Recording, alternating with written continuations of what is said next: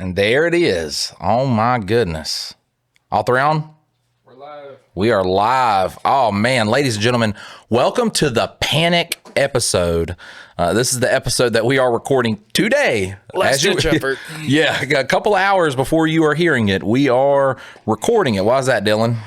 So yesterday we had a lot to do, and so Mike showed up with no sleep, and then we worked probably 10 hours yesterday, and we tried to record the podcast, and it didn't work so well. I think we went like 45 minutes into it, and we're like, nah. And then another one the second time, and that one got a little bit into politics, and we're trying to steer clear of politics, so nixed that one. So essentially what happened, Dylan's being very, very generous with me. We had to do the podcast and then shoot an advertisement for a company. And I showed up having not slept for about 26 hours. So I'm a bit of a case. All right. If I mess up my sleeping, if I take, I don't know how this works. Okay. I can wake up at 7 o'clock in the morning. If I take a 20-minute power nap, I then am up for 24 hours. Like I cannot go to sleep. So I show up here, zero sleep. We shoot the first podcast, which derails into, I don't even, like the most political, crazy thing you have ever heard. That will never be aired ever. All right. And then the second one, I'm like, all right, look, we're going to stick to our usual and we're just going to read advice and stuff. And then Dylan had mentioned that I may or may not have rapped in my youth, which then spawned me to tell a 30, 40-minute story. Yeah, it was 40 minutes. Of just me talking about very little about how I was once a rapper, and mostly about how I fought this guy that I did not want to fight. So it was very, very unhinged. Y'all might see that one day. We'll see. And the thing is you forgot about the first one for the day, because there was technically 3 that we recorded yesterday. Oh, fuck. We shot 3? Yeah. Jesus Christ. Oh, we did. Oh, my God. We shot one. Because there was one where we were going to give tips on if you were homeless. Because as you guys know, at one point in my life, I was homeless. So we were going to give tips if you ever find yourself homeless. And as I read down the tips, I was just more sad. I was like, this is not funny. There's no way I could spin this to be funny. I want to stop this now. This Michael with sleep is infinitely more funny than Michael without sleep. We also shot some Am I the Assholes? Yep. Which only one of those got released. Because I was like, I watched him back today. I was like, Jesus Christ, get some sleep, guy. This fucking loser. But we're back, refreshed, ready to go again, and it's 5:30 right now, and so we're going to see how fast we can get this done, and then how fast I can edit it. Right, we do have really good editing software, so that is a big plus. Also, Dylan is editing it, and he is exponentially better than I am. Today, we are going to read some advice. We actually have it. People have submitted it, and it's not 3 pages long. I think that's the best part, that it's not 3 pages long. Yeah, those ones are the worst. I don't know if you have, I feel like the people who submit them haven't listened to the podcast, because they would know. They'd be like, yeah, our guy struggles a little bit, when he's reading. I'm not going to say Mike, he's not dumb. You can tell he's a put together kind of kid, but he struggles. Look, he is street smarts. That boy is street smarts. He's not book smarts. Yeah, for sure.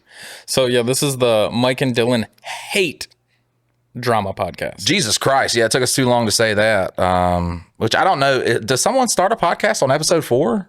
Yeah, I mean, when we get to episode 152, then yeah, they're gonna be like, oh what? Yeah, but 4 is unless we had someone really cool like Joe Rogan or Theo Von has.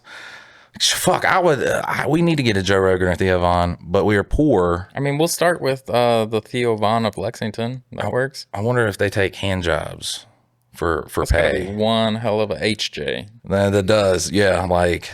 Fucking, I would warm up the lubricant and just. Oh man, if I ever became rich, I would not be P. Diddy. Okay, I just want to say that was a joke. The thing I said before, I wouldn't be out here just ruining man ass to display my power.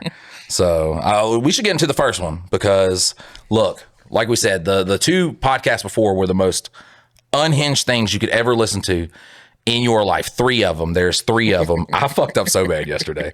And I do want y'all to forgive me. I would have got this way earlier today. But Mike can't read and Mike can't sleep. So, But we're back. So better late than never. Better late than never. We're going to get to the first one. The first one says, "Dear Mike and Dylan." It did not say that, but I put that on there because when people submit advice, that sounds cool. Like I sound like a, like what's that guy? That doctor? Dr. Drew. Dr. Drew. Yes, but I'm not going to be all scientific about it. I'm like, you need to punch that motherfucker in the face, or you need to sit on his face. Like if a girl's trying to fix their relationship. Can you believe that girls like think that they're gonna crush a guy? Like it's like, nah, Right? They're like, just go for it. Am I going to hurt you? How hard do I sit? I'm like, you fucking sit. Like I'll tell you if it hurts. Right? You could jump, do a 360, land on my fucking face. I'm gonna be okay. But I'm not gonna tell you. It hurts. That's right. Yeah, you could be crushing. My nose could have been broken twice during this whole encounter. I ain't gonna say nothing. That is so true, man. Dear Mike and Dylan, my husband's mood is completely controlled by how the Carolina Hurricanes do. The Canes. And I don't know what to do anymore. Listen, North Carolina person. Hopefully. I don't. If you like a team that's not from the state you're from, you're a liar. All right? You're a liar. You're a bandwagon fan. You don't actually watch the sport. Well, I think it changes if you. Here we go. Well, like say the thing is you're a kid and a team wins and like so yeah you are bandwagon for that first season, but you develop that love like for There's a difference between rooting for a Cinderella team and rooting for your team. The difference is a Cinderella team could have the most magical story about how they're fighting for this kid with cancer and they are giving it everything they got because the only way they can get the money to cure this kid's cancer is if they win. And then they play your team and you hope they fucking get crushed. Like you hope that kid dies. That's the difference between a real fan of that's the difference between your team and a Cinderella team. It depends on when you pick your team, though. Like, because, I mean, if you say your dad used to live up by D.C., and so he was a Redskins or whatever the hell they're called now, fan, and then now, like, you just end up watching all those games because that's what his team was. Even if you are here and, like, even if you were in Charlotte, like, technically you don't have to pick the team right beside you. Look. You fall in love with whatever team you fall in love with. If you jump on it year by year, then yeah, fuck you. But if you're the fan of a team outside of your state and your state didn't have a team, I'm okay with that, kinda. See where I grew up, we don't have a baseball team, so I don't like baseball. It's just because that's a rational. Yeah, it's baseball. Like, so it's so like I don't boring. have a favorite golfer. Like, okay, that's fine, like, understandable. I watched golf during the last Open they had. Super fucking boring. Oh, it was super boring. You didn't know that going into it? A guy missed from like a little putt, and I was like, "Oh shit!" because he was like number 1. So that was an exciting moment. And then it just stayed boring. I do want to state too. I am from North Carolina. I'm a Carolina Panthers fan. I'm not a Hurricanes fan because I don't like hockey either, which is weird because it seems like it'd be like a really exciting. You have to sport. go. Like that one's more exciting than a baseball game by Right. far. But like watching it on TV, no. You can hang that up. It's just not my cup of tea. But when the score is 1-0 and that was a good game, like that's soccer too and baseball. It's all of them. But I'm a Carolina Panthers fan, so I am sad a lot. I do have hope for the season coming up. But even if they are 2-15, I do not give a fuck. I don't care how inspirational the Detroit Lions are. I don't care. Look, Dan Morgan could be fucking saving orphans, and I do enjoy that. And if they won the Super Bowl, I'd be happy for them. They're not the Carolina Panthers. Okay, we're gonna keep reading. Back to the story. All right. When the Canes started the playoff series 2-0, he was in a great mood, helpful, fun, and easy to be around. When they lost Game 3, he was pissy for 2 entire days, barely talked to anyone, and just moped around. That's a real fan. That's a real fucking fan right there. That's how you should be for your team. Look, we got into politics and how people are about politics. I am the same way. Just for the Panthers, that's the only like sport I really give a fuck about. Like I'm keeping up with the Canes, and what she's talking about is they were up 2-0 on New Jersey. I forgot what New Jersey is. The New Jerseyans, okay. But then they lost a game. But then I think they've now won a game again. So in real time, her husband should be on the up and up now. Yeah, he should be up and up on the up and up. I hate not having my normally happy, energetic husband around during hockey season.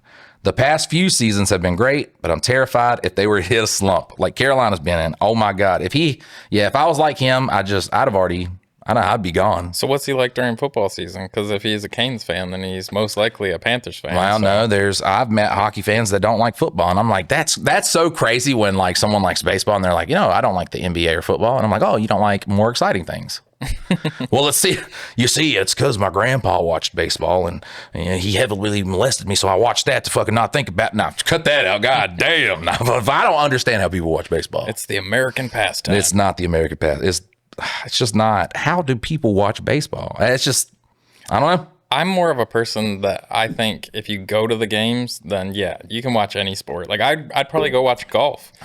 But as soon as you put it on TV, it's got to be more exciting. That's why I can't watch like racing or anything like that, because it's like vroom. I told you about the baseball game I went to, and that shell shock military guy was like going to cut me open or something. Oh, that you got trauma. It was just still not fun. I look back like with more PTSD on how boring the game was than that guy. If anything, that guy made it more fun. A little excitement. Yeah, just like he added something to it. Like at least add the threat of death if I got to sit there and watch it. How do I get my husband to see that this isn't normal without making him feel bad about something he loves? I just want my regular husband back, whether the Canes win or lose. It's so easy. Look, if your husband's team gets blown out, they lose a big game. I'm not going to say like big playoff game because ain't no coming back from that. But they lose a big game. Show them your titties. Look, that solves everything. Everything. Like what in life has like happened where a titty didn't fix it? Well, the funny thing is like when you're like young and like you just want to see them, and like girls sometimes want to show them, and so you get a flash here and there. But then you get married, and then it's like you only see it like coming out of the shower. You get it, but like when you wake up in the morning, you just try to catch a peek of titty. Like, but it's not like, here you go, babe. It's not just like, that will do it for me. It's just like, in normal mode too, man. I look. If I had them, like my wife would be seeing them all the time. Right. Which I do have them. They're just not. Right. I got titties too. They're just, it's so crazy how bags of fat are so pleasant on a woman and just so. Oh damn, brother! You gotta start doing something. Heart disease is coming. A couple listeners on this one. Oh no, fuck it. Fat guys though. I'm fucking fat. Well, yeah, but we got 20% female listeners. So no, they'll be okay. Girls love titties too. Everybody loves titties, man. Does. Straight women love titties. Everybody. Not a person on earth. You go to any part. Gay people gay dudes love titties. Gay women but gay dudes everybody loves titties. I don't know. They're fucking just ergonomically designed to be appealing. I don't know how it works, but titties are perfect. It's like the one perfect thing in an imperfect world. It's beautiful. Yeah, I remember when I got in trouble for telling a gay dude not to touch my girlfriend's breasts. That's so weird how the moment you state that you were gay, you're just like, now I can sexually assault this woman. As much just as I fucking want. Grab her ass and grab her titties. I'm just like, and I was like, no. And they're like, he's gay. And I'm like, then he shouldn't want to touch him. If that logic, then, well, no, that doesn't work. I was about to be real fucking stupid. I was like, well, then couldn't a straight guy grab a lesbian's titties? But the guy's still attracted to the girl, even though she's, listen, you guys know. I'm fucking stupid, man. Math in there. If someone heard that before they heard me stay, even though I course corrected them, like, that's Mike, come on, man. All right. We're going to get into the next one so we don't cancel ourselves. No, I don't care about canceling ourselves. I just don't want to get into one of those big just fever dream tangents that we got in. One day I might release the episode, but I do have to say that it's not just a funny story about me talking about getting into a fight and then becoming a rapper. Is that I keep backtracking in ways that I understand how hard it is now to keep up with the podcast. Yesterday, I was watching it. I said those words. I'm like, I don't know what the fuck this guy's talking about. Like, he keeps flipping back and forth. I know the story. Yeah, I was there when it happened. All right, we're going to get into the second one. Dear Mike and Dylan, once again, I added that. If you would like to submit advice, you can go to mikeanddylan.com, mikeanddylan.com. Go there, submit your advice. You just saw they don't have to be long, okay? They don't have to be 3 pages long. That's the biggest part, ain't that right? Yeah, it could be about what fast food restaurant to take your girl to. That's right. I will read a 2-sentence one that'll just, like I said in the first episode, don't send something like, my wife's cheating. Yeah, my wife's cheating. Like, I would rather read that than something 3 pages long. I understand. We should read the 3 pages long one because we've been talking about it now. We should just read straight on through it and not even Did put the last commentary episode on it. have us talking about the 3 pages long, or was that one of the... I think it might have been one of the previous ones. But, like, I mean, they're all, like, the 2 that we can't read right now are, one's, like, 2 pages, and then the other one's 3 pages. And that's single-spaced, like, no punctuation. Like, it's just a book, and but... all in, like, cell phone talk, like you are, instead of... Like, oh, yeah, no. word. I was gonna tell the listeners if they wanted to, like, vote on if we do, or, like, do a fucking... We could do a poll on if they wanted me to read it or not. But if it's in cell phone talk, we can't. Well, I mean, I can rewrite some stuff, but I don't even want to begin on, like, trying to make that up to par where you can read through it and know what's going Like, on. brother, I've seen you try to read, Mike. I've been with you every day. I don't know if I can make that where you could do it without sounding like a dumbass, buddy. I'm sorry. Even when we had the teleprompter up, you'd be like ad-libbing Right. while the teleprompter's going by. Jesus returning from the grave was more of a miracle than, or was less of a miracle than me getting you through that fucking story. Exactly. All right. Dear Mike and Dylan, once again, please add that. That sounds sexy. I've been dating my girlfriend for 8 months now, and things are going really well for the most part. She's smart, funny, and we connect on so many levels. All right. Where's the twist? There's just one thing that's been bothering me more and more lately. Her nail biting habit. I know somebody like that. Bro, I maul my nails. I don't even chew them. Nails. I don't even chew them. I maul them. There's nothing left. They're just stubs of where this one doesn't even have a nail anymore. It's just like my finger grew this thing because I've been biting it so much. Listen, it's rough to go through life as me. All right. It sounds fun, all fun and games. There's a lot of shit going on. And most of the time, I don't even know the shit that's like going on. So it's really rough for me. So I just bite my nails. There's different levels of biting nails. I used to bite my nails, but never like you do. And I've known people that bite them like you, just all the way down to the base. Like, that's if you're gonna do it, do it. Look, you always? If I do any motherfucking thing, I'm doing it to the best of my motherfucking ability. If there's other nail biters in the world, I want you to know you ain't as good as me. Have you always done that since you were a kid? Like, Oh, yeah. All the way down to nothing? Oh yeah. And people are like, why don't you just quit? Yeah, Wow. Whoa. Why don't I just quit? Oh my God. I never thought of that. Well, I was never like you, but like mine, I used to bite them just to like, instead of nail clipping them. And it was still a habit though. Like I'd do it. Dylan does that Constantly. with everything. With me smoking, he'd be like, well, I used to smoke. Me bite my nails. Well, I used to bite my nails and I quit. Dylan, you are a normal person. Your brain is a normal brain. My brain is like an inflamed sponge that was placed inside of a noggin. You've done stuff, then quit that I haven't done. Hard drugs, buddy. Like that, like cigarettes, you will die from cigarettes. Hard drugs is like imminent death. Yeah, I never did. That's like, and also, if everybody treated me biting my nails like I was doing hard drugs, I guess I would. Like, Michael, the kids are crying. Like, Quit biting your nails. yeah, you passed out last night and went and beat up the neighbor. You got to stop biting your nails. Jesus Christ. We're gonna get back to the story. I know it sounds trivial, but it reached a point where I find it genuinely disturbing. She doesn't just nibble at her nails when she's nervous. She aggressively chews them down until they're ragged.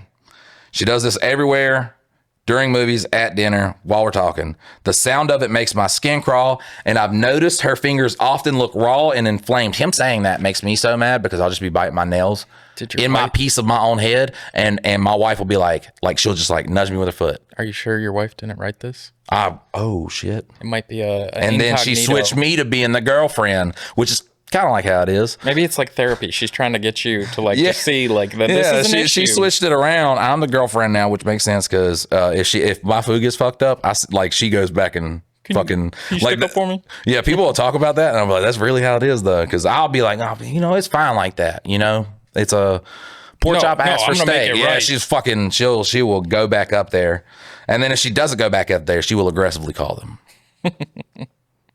And what's so funny is she doesn't ever sound like a Karen. Like there's Karens that do that, but she's like, I don't know what it is about her demeanor.